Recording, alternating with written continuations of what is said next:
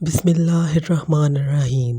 اگر دولت سنبھال سکتے ہو تو کسی بھی نماز کے بعد انا اعطیناک الکوثر سینے پر ہاتھ رکھ کر پڑھ لیں، ذاتی مکان، گاڑی اور بے تحاشا دولت آ جائے گی۔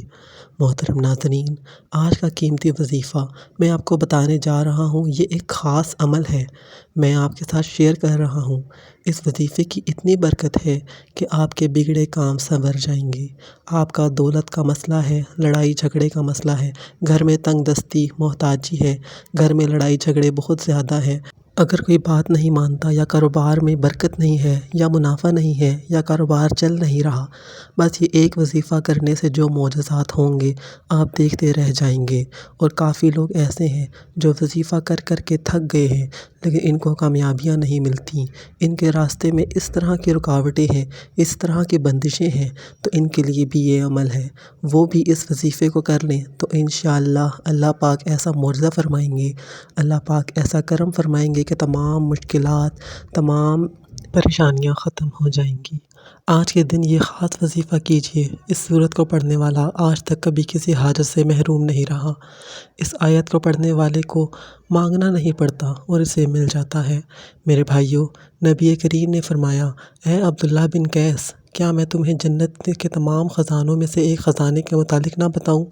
میں نے عرض کیا، یا رسول اللہ، کیوں نہیں، ضرور بتائیں۔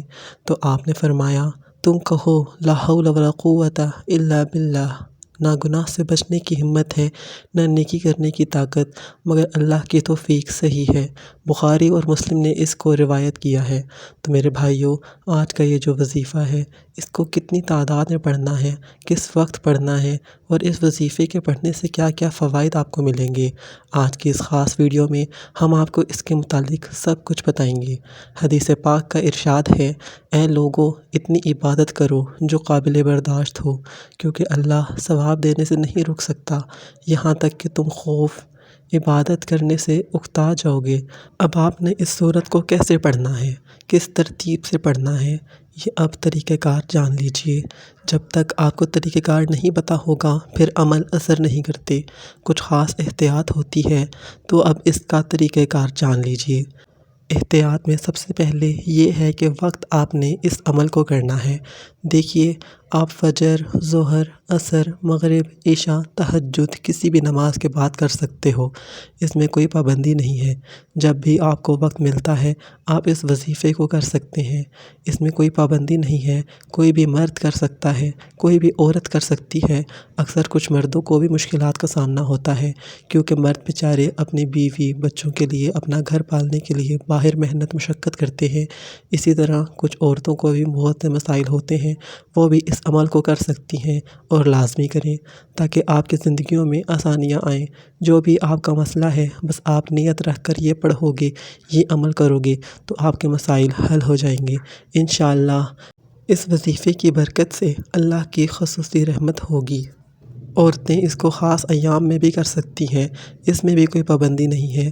اگر پہلے آپ کوئی عمل کرتے ہیں، کوئی وظیفہ کرتے ہیں، کوئی تسبیح کرتے ہیں، اس کے فوراً بعد بھی اس عمل کو کیا جا سکتا ہے، اس میں بھی کوئی پابندی نہیں ہے۔ وقت کو مد نظر رکھ کے وظیفے کی طرف چلتے ہیں۔ اعوذ باللہ من الشیطان الرجیم، بسم اللہ الرحمن الرحیم وظیفے کا حصہ ہے، آپ نے لازمی پڑھنا ہے۔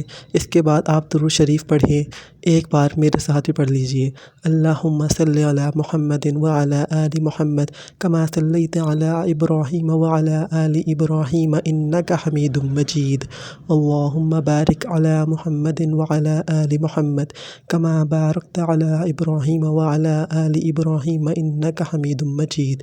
یہ درود پاک آپ نے 7 بار پڑھنا ہے، آپ صلی اللہ علیہ وآلہ وسلم کی ذات پر۔ اور اگر میرے بہن بھائی کو یہ درود پاک نہیں آتا، کوئی سا بھی پڑھ سکتے ہیں جو آپ کو آتا ہو، اور اگر کوئی بھی نہیں آتا تو آپ یہ کہہ سکتے ہیں صلی اللہ علیہ وآلہ وسلم۔ اس کے بعد آپ نے سورہ انا اعطیناک الکوثر پڑھنی ہے۔ قرآن پاک کی سورہ کوثر کے نام سے بھی ہم جانتے ہیں۔ اس سورت کو آپ نے کب پڑھنی ہے اور کیسے پڑھنی ہے، کتنی بار پڑھنی ہے، سب طریقہ بتاؤں گا انشاءاللہ۔ جب آپ اس وظیفے کو کریں گے تو سب پریشانیاں آپ کے اوپر سے دور ہو جائیں گی۔ اللہ پاک اس صورت میں ہمیں یہ آگاہ بھی کر رہے ہیں کہ ہم غمگین اور اداس نہ ہوں، کیونکہ ہر مصیبت مصیبت کے بعد آسانی ہوتی ہے۔ لہٰذا اگر کوئی اللہ کے دین پر ایمان رکھتا ہے، اللہ تعالیٰ کے وعدوں پر کامل بھروسہ رکھتا ہے اور اللہ تعالیٰ کے کلام اور رسول اللہ صلی اللہ علیہ وآلہ وسلم کی باتوں پر مکمل یقین رکھتا ہے، تو وہ مصیبت کے بعد آسانی ضرور دیکھے گا اور اس کی زندگی میں تنگی کے بعد خوشحالی ضرور آئے گی۔ آپ نے اس سورہ کو صرف 21 بار سینے پر ہاتھ رکھ کر پڑھنا ہے، اچھی طرح پڑھنا ہے، اور جب آپ اس کو پڑھیں گے آپ کے ذہن میں آپ کے مقصد ہوں، جو آپ کے لیے مشکلات بنی ہوئی ہیں، جو آپ کی حاجتیں ہوں، آپ یقیناً اسی نیت سے ہی کریں گے کہ آپ کے تمام مسائل دور ہو جائیں۔ اب آپ نے وہیں بیٹھے جگہ چھوڑے بغیر لا حول ولا قوت الا باللہ العلی العظیم، لا حول ولا قوت الا باللہ العلی العظیم، صرف اتنا پڑھنا ہے کہ میں پورے یقین کامل سے کہتا ہوں کہ اس تسبیح کو ہر کوئی جانتا ہے۔ لا حول ولا قوت الا باللہ کا مطلب حضرت عبداللہ بن مسعود رضی اللہ تعالیٰ عنہ فرماتے ہیں کہ لا حول ولا قوت الا باللہ کو میں نے رسول اللہ صلی اللہ علیہ وآلہ وسلم کے سامنے پڑھا تو آپ نے فرمایا کہ اس کا مطلب جانتے ہو کیا؟ میں نے عرض کیا اللہ اور اس کے رسول صلی اللہ علیہ وآلہ وسلم خوب جانتے ہیں۔ آپ صلی اللہ علیہ وآلہ وسلم نے خود ہی ارشاد فرمایا، اس کا مطلب یہ ہے گناہ سے پھرنے کی طاقت نہیں مگر اللہ کی حفاظت سے، اور اللہ کی عبادت کرنے کی قوت نہیں مگر اللہ کی مدد سے، اور فرمایا جو بندہ ہر وقت استغفار کرتا رہتا ہے اللہ اس کی ہر مشکل آسان کر دیتا ہے اور ہر غم دور کر دیتا ہے اور ایسی جگہ سے روزی دیتا ہے کہ جہاں سے اس کا گمان بھی نہیں ہوتا۔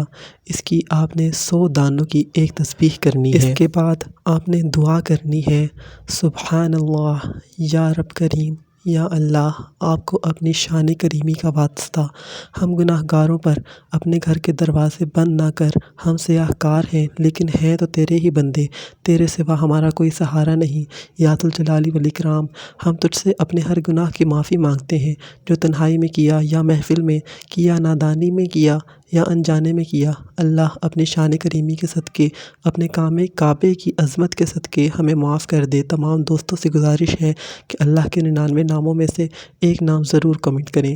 اللہ ہم سب کا حامی و ناصر ہو۔ اللہ حافظ۔ السلام علیکم۔